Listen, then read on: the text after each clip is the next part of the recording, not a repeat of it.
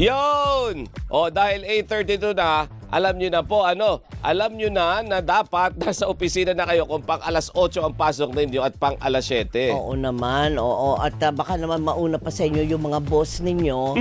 Ay, wag po ganun. At siyempre dapat lagi tayo ay best foot forward. Oo, diba? Oo. Baka may pagpasok. Doris, nasa na yung pinapaserox ko? Ay, wala, hindi ko pa po na pala na... Tapos sabi mo, boss, ubusin ko lang po muna itong kape ko. Wow!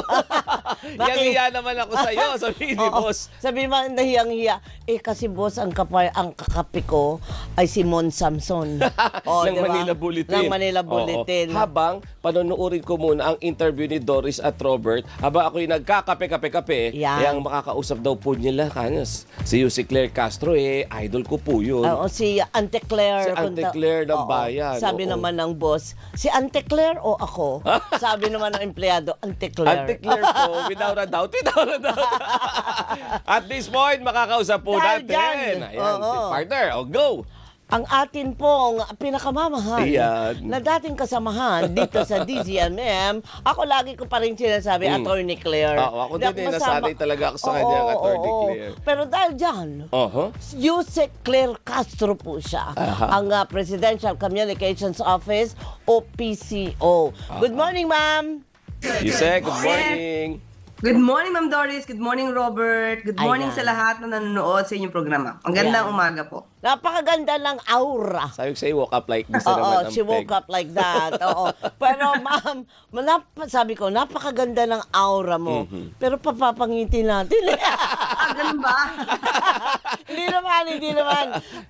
Hinigan ka lang namin ng reaction mo na. Kasi kanina doon sa programa namin ni Alvin sa Gising Pilipinas ay na-i-guess namin si LLL, si Leandro Legarda Leviste. At sabi niya, tuloy daw po ang kaso laban sa inyo. Medyo tumaas nga po ng konti ang kanyang decibel at sinasabi niya na nagpalabas daw po kayo ng maling impormasyon. Ma'am. Unang-una, sana napanood niyang buo yung ating video kasi meron pang portion doon na sinabi ko na kung wala namang nilalabag na batas, there's nothing to worry. Yung unang-unang video, nung unang-unang lumabas, yung video mismo, yung pagkakasalita ng ombudsman, yung ombudsman Remulla, yung unang-una yon. So, tinake up natin yun sa YouTube channel natin at pinag-usapan na doon sa aking video yung tungkol sa franchise, conflict of interest, and at the same time, sinabi ko kung wala naman nilalabag na batas, so there's nothing to worry on his part. So, kitang-kita naman kung paano kung diniscuss lang naman yung aking content patungkol doon sa sinabi ni Ombudsman Remulla. So, kung yun yung nakikita niya, at ako lang yung kanyang tinarget, sa dinami-dami rin naman ng tao nag-discuss nito, basta as far as I'm concerned, never ako nanira. Ako'y nagbabase lang kung ano yung nabalitaan natin at ako ay nagko-content lamang patungkol sa batas at kung paano ito mapapaliwanag sa taong bayan. Opo. Ma'am, kayo po ay isang abogada. Kasi kanina tinanong po namin si Congressman Leviste, bakit ikaw nga ang pinunterya nung kanyang kaso at hindi si Ombudsman Remulla? Kasi kinukote mo lang naman si Remulla. Ang sabi niya, kasi impeachable daw yung posisyon na hawak ni Remulla kaya hindi po pwede. Hindi ko maintindihan, ma'am. Pwede bang ipaliwanag mo sa akin? At tama ba yun? Kasi impeachable officer daw si ombudsman kaya hindi niya pwedeng kasuhan. Tama. Hindi naman niya unang-una kasi talaga naman hindi niya pwedeng kasuhan si ombudsman kung nagsasabi naman ng katotohanan si ombudsman. Oo. Kung may error man. Kasi sinabi, nagbenta ng kumpanya na may prangkisa. Kung nagkaroon man ng error patungkol doon, ang pinakamabuti pong gawin ng isang public officer na nagkakaroon ng issue patungkol dyan ay hindi magdemanda. Kung hindi paliwanag sa taong bayan, ano ba itong sinasabi ng ombudsman? Matatandaan po natin, the following day na lumabas si ombudsman patungkol dyan, lumabas mismo ang Meralco Gen to explain na hindi yung kumpanya nila ang hindi yung kumpanya nila yung may prangkisa. Yung binili nila kay Congressman Leviste ay kumpanya na hindi po dependent sa prangkisang ibinigay sa kumpanya ni Congressman Leviste. So yun lang po yung pinakamaganda na gawin ng isang public servant na naaakusahan ng anomalya. Opo. And then, kapag nagsalita siya, that's the time na pwede ulit mag-content yung mga nasa mainstream at pati po ang mga nasa SOCMED. Kasi pinaliwanag mo eh. Eh, hindi mo pa pinapaliwanag. Ang sabi po niya, nung siya ay in-interview na isang TV network, ang sabi niya, sasagot siya sa January 26 pa. Eh, nauna na magsalita yung Meralco Gen. Hindi po ba mas naging maganda na naipaliwanag agad ng Meralco Gen para hindi maapektuhan yung kumpanya nila? Kung ganun sana ang ginawa niya, di sana maayos. The problem now is, sinabi niya na hindi siya nagbabenta ng kumpanya na may prangkisa. Pero inamin naman niya sa interview niya na yung may prangkisa, divested na. Oo. Divested na. Ang tanong ngayon, meron bang approval ng Kongreso? That's the point. Saka, Ma'am Doris and Robert, ganito naman yan eh. Kung ikaw ay may kumpanya, di ba syempre meron kang pisina, may tao ka, may Tama. mga empleyado ka, meron kang mayor's permit, may business permit, lahat yan dapat meron. So tanong, nung nag-divest ka ba? Nag-divest ka. Una-una, nagbayad ka ba ng karampatang mga tax? Diba? Ito ba ay napaalam mo sa DOE? Napaalam mo sa Kongreso? Napaalam mo sa ERC? Importante po yan eh. Pangalawa, kung ikaw ay, nung binawi niya, sabi niya, kinulose niya na, so how can you close a company na dinivest mo na yung shares mo? Opo. Oo. Ma'am, Kasi ganyan din eh. opo. Ikat So, lang. at kung kinlose mo man, Oo, ma'am, sorry ikakat ka lang namin pero stay on the line. Meron lang kaming mabilis na flash siguro. report. Mula kay Okay po. Trisha Lindo po yan. Trisha? DZMM Radyo Patrol Flash Report. Doris at Robert, naghain ngayong umaga ng kasong cyber libel sa Office of Manila Chief Prosecutor si Manila Congressman Roland Valeriano laban kay Cavite Congressman Kiko Barzaga. Antabayanan ang karagdagang detalye ng balitang yan dito lamang sa DZMM Teleradyo. At yan ang balitang kumpirmado, sigurado. Ito ang Radyo Patrol, Trisha Lindo, DZMM. DZMM Radyo Patrol Flash Report. Ayan na nga ba sinasabi ko, Yusek Claire, ito na, kaliwat kanan ng mga kasuhan ng kasuhan eh. Hindi po ba? Sorry, nakat kita Opo. kanina. Nandun na tayo sa pangalawa. Yan. Kasi yung una, ang sabi ni Yusek Claire, paano ka magda-divest, nagbayad ka pa ng mga karampatang bayarin Correct. dapat. Oo. Tapos ba, Yusek Claire? Hello, ma'am. Uy, nawala si ma'am. Pakitawagan. nasa Zoom pa ba? Oo. Hindi, sabi ko naman, ma'am, huwag naman kayo magtampo.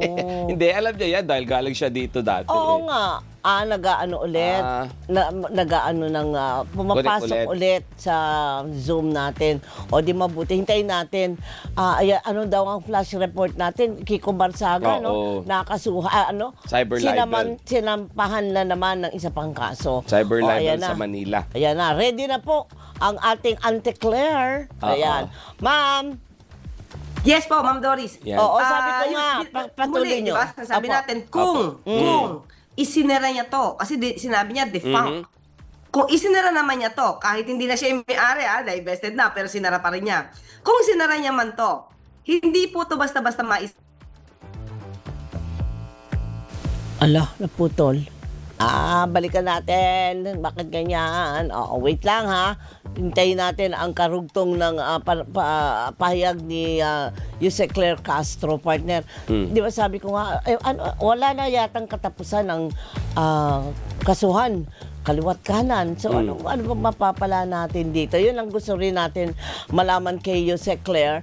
Hanggang kailan ito mga ganito, 'di ba? Na meron na naman ba tayong kailangang hintayin na panibagong issue, panibagong iskandalo? Uusbong ng uusbong habang hindi pa fully resolved yung ibang mga issue. Oo, natatabunan na nga, 'di ba? Calling daw tayo, phoner na lang para para Sige. mas malinaw yung Sino may mahina ang signal? Tayo o sila? Mukhang tayo. Oy, magbayad naman tayo. Ha? Bayad tayo on Bayad time. tayo. Kasi hindi ko po pwedeng sabihin, kina Yusek Claire. Oo. Malacanang yan. Alam nga naman, hindi sila magbayad. Ay, sige. Jose Claire, tinatawagan ka namin ulit. Huwag ka na magtampo naman. Oo. Kasi pangatlo na lang ito, di ba? Ayan na. Oo, sige. Calling. Oo. Hi, ma'am. Yes, Ma'am Dory. Ayun. Robert. Apologies, Ang haba ng apologies, explanation ha? ko. Ang haba ng explanation ko sa Zoom, wala pala. Ganyan ba? Di ba, Sorry po. Oo. Nag-crash yung Zoom eh. Oo, phone na lang muna para matapos po ang ating punto na gusto niyo pong ipalabas ngayon. Yes. Natapos ako doon sa sinasabi ko na sinabi niya nag-divest siya. Tapos, Ayan.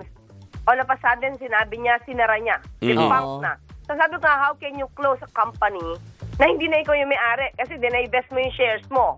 Okay, even if, halimbawa, kahit iba-iba yung kanyang kwento ko, halimbawa na-defunct niya, nasara na.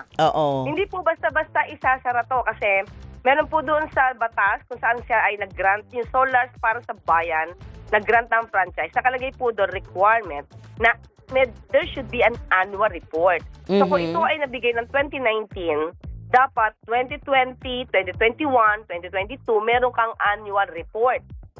So dapat nahanapin ng Kongreso na saan tong annual report na to.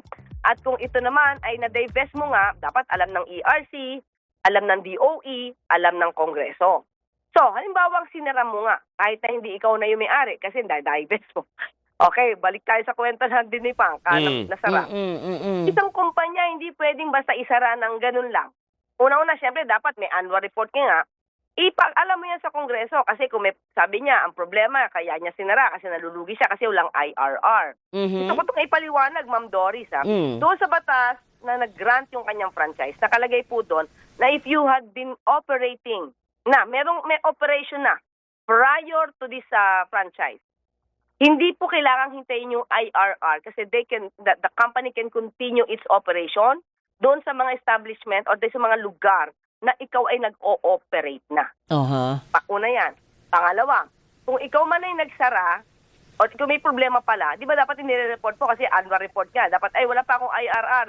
Itong problema ko. Na nire-report mo yun.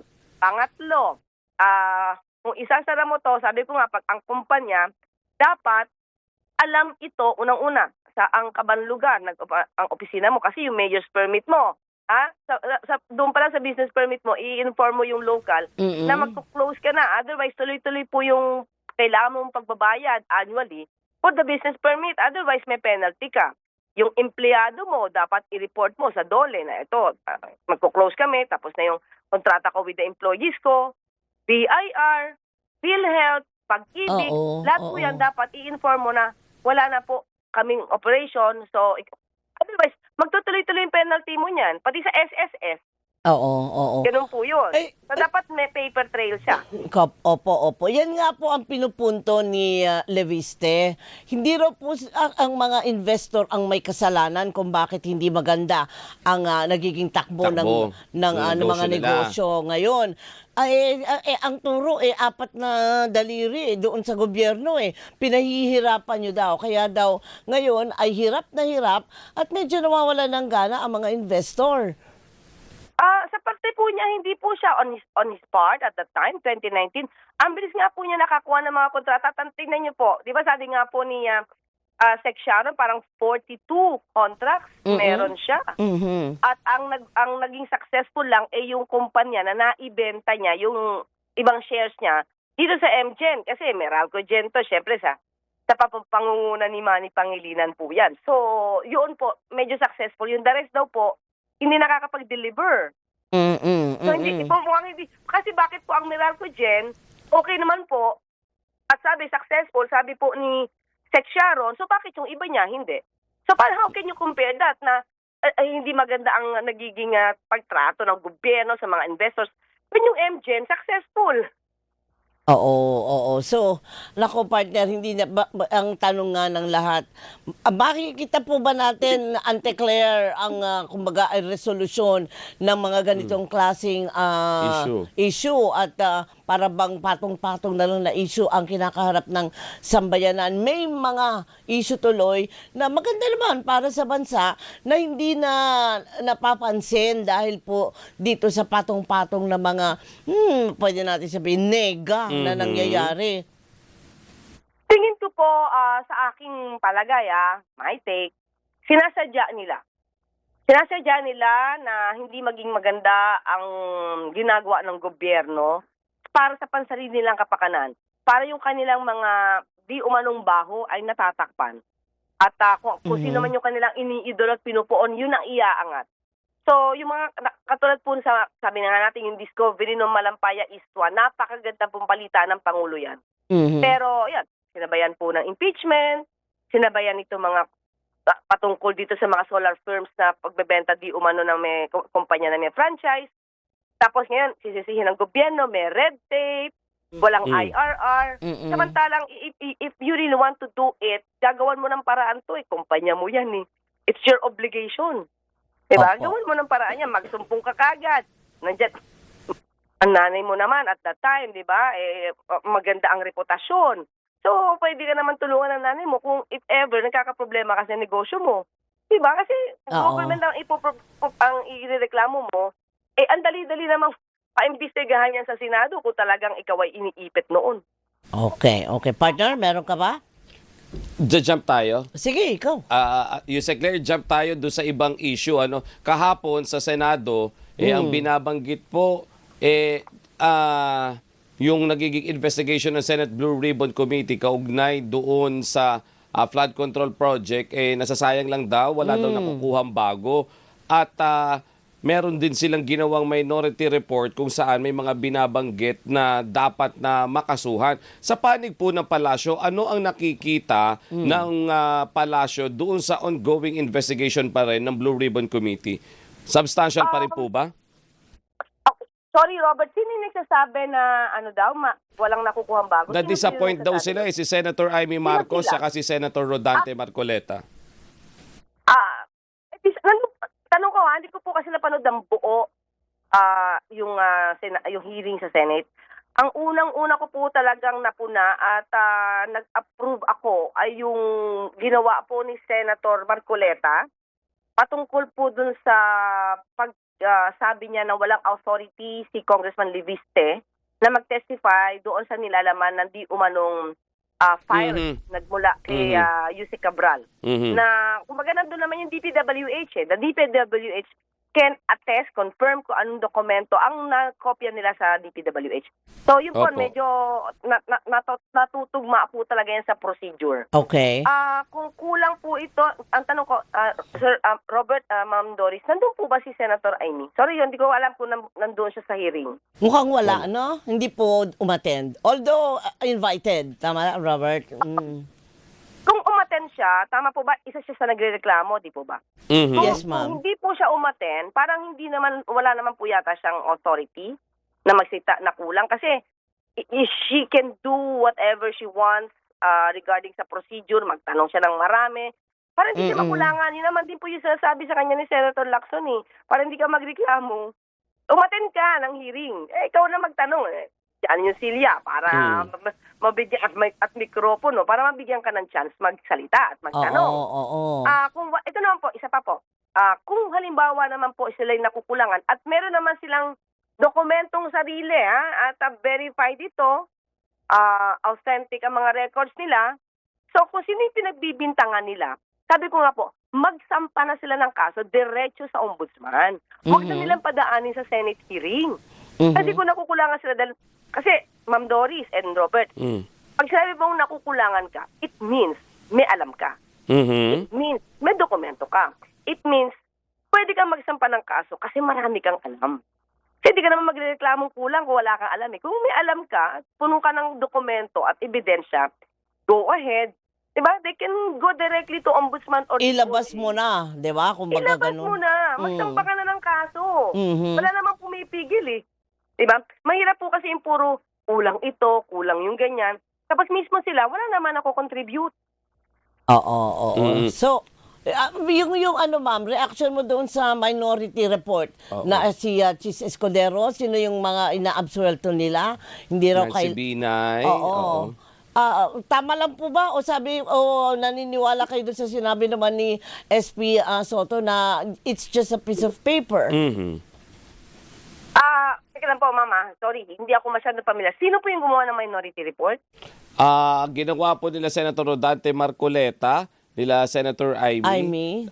Pirmado ng 6 out of 9. Aha. Ang hindi nakapirma si Senator Cheese, si Minority Leader Alan Cayetano, Yan. Joel Villanueva, yan, hindi sila pumirma kasi kailangan pa daw pag-aralan. Mm. Maybe yun po yung nakikita nila. So, hindi natin, tayo po on the part of the President, wala pong kukontrahin ng Pangulo dyan. Ang nais lamang din po ng Pangulo, kumpleto rin po yung pag-iimbestiga. Kung yan ang kanilang findings, respeto natin yan. But, meron pa pong ibang investigating body na maaari pong mas magbusisi kung ano ba talaga ang mga liabilities kung meron. Kung meron po, yung mga nababanggit na mga opisyal. So, hindi naman po natatapos Hindi naman po yan judgment ng korte. So, hindi po naman dapat na mag-worry tayo kung meron man ganyang minority report. Sabi nga niyan, hindi naman po yan binding sa lahat. Okay. Isa pa po, sabi ni Senator Amy, yun daw impeachment case laban doon sa kanyang kapatid, drama series for 1 year Oo daw. nga oo. Tuloy-tuloy lang daw. Sabi ko nga po, nung natanong tayo dyan, ayaw natin magkomento sa mga opinion puro haka-haka, puro gawang kwento, puro insinuations. At kung ito'y nagmumula sa taong alam naman nating may kinikilingan. So kung ganyan ang kanyang opinion, mas maganda po talaga, mas maging neutral siya sa lahat ng pagkakataon. Hindi against her own brother, kahit na kay Vice Presidente. Dapat neutral siya. Wala siya dapat kinakampihan. Opo. Dapat sa fact siya. Dapat sa tao siya. Opo. Yung Claire, ang sabi po niya, doon naman sa case if ever, magkaroon ng another impeachment kay Vice President Sara Duterte. Oo. Parang nagpaalala pa Sabi niya, alalahanin niyo ang naging resulta ng botohan noong nakaraan. Correct. Dahil dyan sa impeachment na yan. Pag ganun, partner. Kaya nga po, paano ba naman tayo sasagot sa ganyang klase mga tugon? Kung alam mo na kung ano ang kulay ng isang tao. Ayun, okay. Dahil dyan, ay kailangan na natin magpaalam kay Yusek Claire. At maraming salamat naman po sa inyong pagpapaunlak sa amin ni Robert sa aming abang programa. Ante-Claire ng bayan. Ante-Claire ng bayan. Thank you, ma'am. Thank you, Yusek. Thank you, Ma'am Doris. Maraming salamat. Salamat po sa inyong lahat. Ingat po, ingat. Si Yusek Claire Castro. Siyempre from PCO. Oo, mabuhay ang PCO. Correct. Oo. Attorney Guido Kala ko David. may interviewin ka Oo pa. nga, nasan si Guido David? Ganyan naman tayo, partner. Pagka ganyan, hindi na ako tayo pinapansin itong si Guido David. Bakit ganun? Yan na naman, nagiging kambing na naman